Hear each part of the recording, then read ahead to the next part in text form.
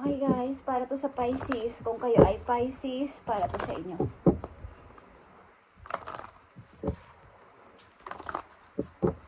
Titignan natin ang inyong situation, Pisces, at hingi tayo ng payo.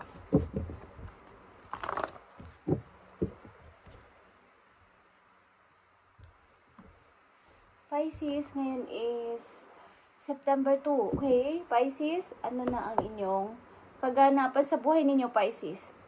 Tingnan natin. I need 3 messages dito para sa Pisces. Nakakaranas ba kayo, guys, ng kalungkutan o mga hindi maganda sa inyong buhay sa ngayon? Okay. Maging ano man yan, basta hindi maganda. Okay? Shadow is here.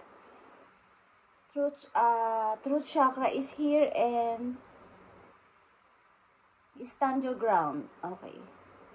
Maraming mga gumugulo sa isipan nyo, guys, at mahirap din sa inyo ang makipag-communicate. Mahirap din sa inyo ang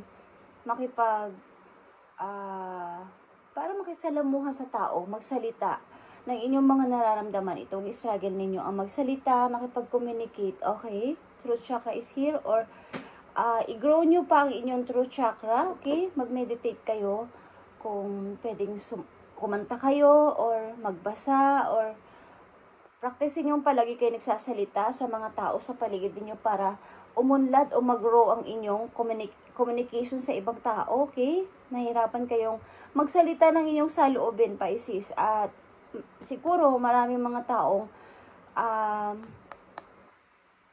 against sa'yo, okay? Or defensive ka sa iyong sarili. Parang lagi sa feeling mo is lagi kang parang may gustong manakit sa'yo, may gustong manira sa'yo, okay? Pero kung totoo yan is, proteksyonan mo ang iyong sarili at matuto kang magsalita ng iyong feelings, matuto kang sabihin o ipagtanggol ang iyong sarili, okay? At shadow is here, guys. Moon is here, guys. Something, may mga sikreto kayo o mga hindi nasasabi talaga sapagkat kayo ay may struggle sa pagsasalita ng inyong nararamdaman o ng mga problema nyo sa buhay, Pisces. Okay. So, tingnan natin ang inyong situation. Okay. At maaaring ilan din sa inyo is nasa third party. Something, guys, unhealthy na mga habit din is meron kayo ilan sa inyo, Pisces. Nandito sa reading, okay? Ito ay para sa lahat ng Pisces or general reading. Pisces, tingnan natin ang mga kaganapan sa buhay mo at hingi tayo ng payo sa iyong guide, spirit guide. Okay?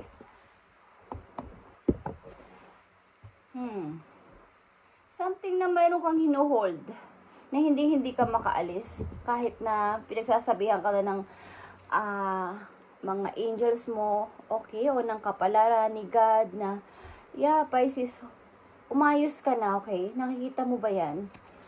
Something. Kung sa pera man to is, nananatiling nandun ka lang, hindi ka nag-iisip para mas maumunlad pa o para pas dumami pa tong Four of Pentacles mo, okay? Kung sa pag-ibig ito o sa situation, nandun ka, naka-hold ka at ayaw mong mag-step. Okay, Pisces, tingnan natin ang mga message for you. Pisces. I need message for Pisces dito sa kanilang situation.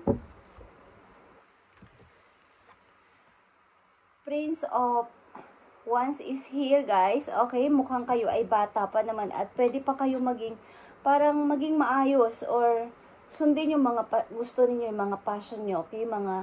Kung ano yung gusto niyo gawin sa buhay is kayang-kaya niyo pa sapat kayo ay nasa edad pa na pwede pa talaga, Pisces. Ang mga nanditong Pisces sa reading is mga 20s pataas, okay? Or hanggang 30 ang edad nyo, okay?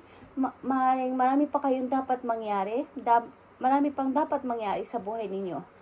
Okay, nakikita nyo tong Two of Swords, guys. Dito. Ayaw nyong mag-step. Ayaw nyong mag-decide. Okay? Yeah. Five of Wands, guys. Meron kang pinaglalaban na isang tao, laban sa isang tao din, o may pinaglalaban ka, may pinagtatanggol kang isang person laban sa nakakarami. Okay? Something ito ay love triangle ba, guys? Nai-involve pa kayo sa love triangle, Pisces. Okay. Maraming away sa paligid ninyo. Maaring sa family din to. Sapagkat meron kang, ang ilan sa iyo dito na sa reading na Pisces ay may mga struggle na nararanasan. Lalo na't hindi nyo sinasabi ang inyong nararamdaman. Okay? Something guys is maaring hindi nyo sinasabi ang inyong mga feelings sa mga taong involved sa buhay ninyo. Okay? Kapag ayaw na umaalis na kayo pero kayo ang nagsasuffer. Umaalis na lang kayo sa isang situation kapag ayaw niya na pero kayo ay nagre-regret sa huli. Okay? Pisces, tingnan natin ang mga message for you. May pagtatanggol ka dito ng isang person. O, hindi ka makapag-desisyon, guys. You can't decide. Pisces, ayaw mong mag-decide kung alin ba dito sa situation na to ang pipiliin ko o isang tao na lang na ito. Okay? Isang tao o isang situation. Okay, Pisces, tingnan natin ang message for you. Page of Sword. Six of Wands. Okay, ito ay yung freedom. Magpatuloy ka, bigyan mo ng kalayaan ang iyong sarili. Okay? And Ace of Wands is here. Nakikita mo to. Maaring sa paglalakbay mo, sa pagta-travel mo, o sa pag-alis mo sa mundo na ikaw ay nadidrain na o mayroon nang wala ng kalayaan is may nag-aabang sa iyong offer, ang kapalaran o ang tadhana. Okay? So, pilitin mong makaalis dyan sa situation na nagkakaroon ka ng struggle. Okay, Pisces. Maaring sa paligid mo o sa loob ng inyong family is maraming mga away-away, Pisces. At, di ko alam, Seven of Wands is here. Parang, feeling mo is kalaban mo ang mundo, kalaban mo ang maraming tao, okay? Tingnan natin, guys. Ang payo sa'yo ng yung spirit guides from heaven, Pisces. Sa mga Pisces na nandito sa reading, ito ang inyong payo, guys. Pisces, don't allow negative emotion to fester. If you are feeling frustrated, angry, or hurt, for example, just acknowledge that. Instead of fighting your feelings, go with them and work with them. Then true healing can really begin. Okay, Pisces. Something, katulad na sinabi ko kayo na, guys, kayo ay may mga unhealthy na nangyayari sa inyong buhay. Unhealthy habit, unhealthy relationship. Lahat ng mga unhealthy is nandito na. At hindi ito maganda. Okay? Maring control din. Okay. So maraming negative ang gulong-gulo kayo, guys, at hindi kayo makapag-decision sa lahat ng inyong mga gustong gawin at paplanuhin. So wag niyo i-allow sa inyong sarili o sa inyong feelings. Yung feeling niyo is para kayong minsan desperada. Okay. Kayo ay, kung kayo nakakaramdam ng galit or nasasaktan, why na hindi ninyo, kumbaga, i-acknowledge nyo na nasasaktan ako. Ang ilan sa inyo kasi is deny. Nagdi-deny na, hindi ako nasasaktan. Hindi ako nagagalit. Hindi ako nasasaktan. Wala lang sa akin yun. Wala lang sa akin to. Pero ang totoo, kayo ay galit, kayo ay masama ang loob. Bakit hindi nyo i-acknowledge para doon din magsisimula ang paghihiling ninyo? Okay? Pisces, doon mag-i-start ang paghihiling nyo na sabihin nyo, kung ang isang relasyon ay tapos na, huwag nyo nang ipilit. Andito din yan, okay, sa susunod na message sa inyo. When the doors doesn't open, don't waste your energy trying to make it open. Kung tapos na ang situation na to, tapos na ang relation na to, huwag nyo nang pilitin na, sige, magbalikan pa tayo. Pwede bang magkabalikan pa tayo? Pwede ba nating ulitin or ibalik ang dati? So, hindi na. Huwag niya kayong mag-waste o mag-aksayang ng energy nyo sa tao na yun o sa situation na yun sa pagkatapos na. Lahat yun ay may rason. Bakit nagtapos yun? Sapagkat alam mo kung bakit may rason? May reason yun, Pisces? Sapagkat pag nakalaya ka dyan, Six of Wands is sa iyong paglalakbay, sa iyong gagawin sa buhay is may mga offer si Lord, may mga offer ang kapalaran sa iyo na naghihintay. So, ang dami mong mga kinakasangkotang gulo, okay, sa Pisces na nandito sa reading. Ang dami mong kinakasangkotang gulo na maaring hindi naman dapat kasangkutan o bigyan ng halaga na gulo is sumasali ka or ginagawa mong big deal sa buhay mo ito, okay? Pisces, tingnan natin ang message for you. Dito, love message. About sa yung pag-ibig. Maaaring kayo ay umiibig din. Kaya, kasama dito, sa struggle mo na to ang pag-ibig at situation nyo sa bahay. Okay? Tingnan natin, Pisces. Message for Pisces. I need message for Pisces. Thank you.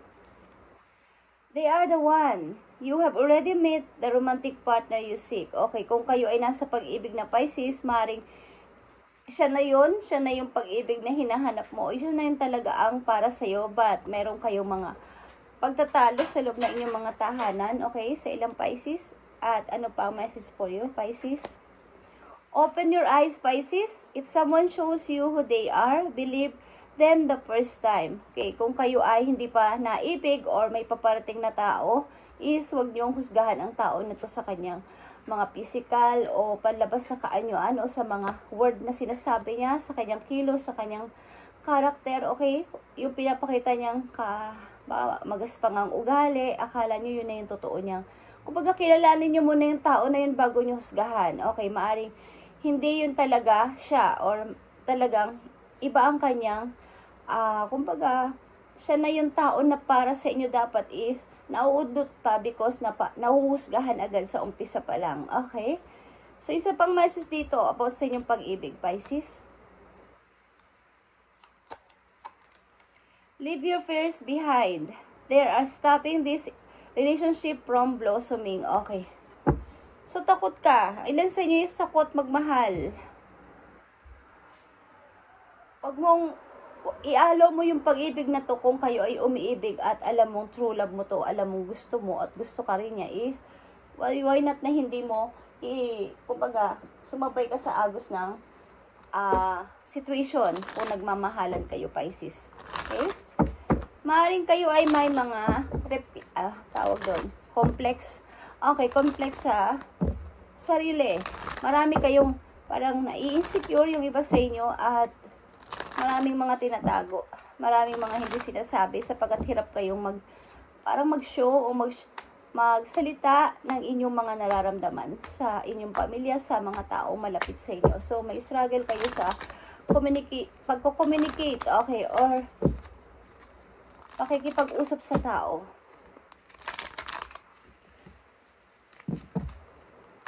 Tingnan natin, dalawa pang message dito sa Pisces.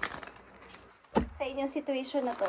Pisces, message mo sa mga Pisces na nandito sa reading, ipakita mo ang message para sa Pisces.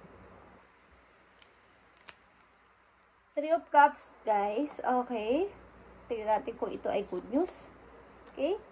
Three of Cups, Two of Cups, and Ace of Cups. Okay, guys. Four of Cups.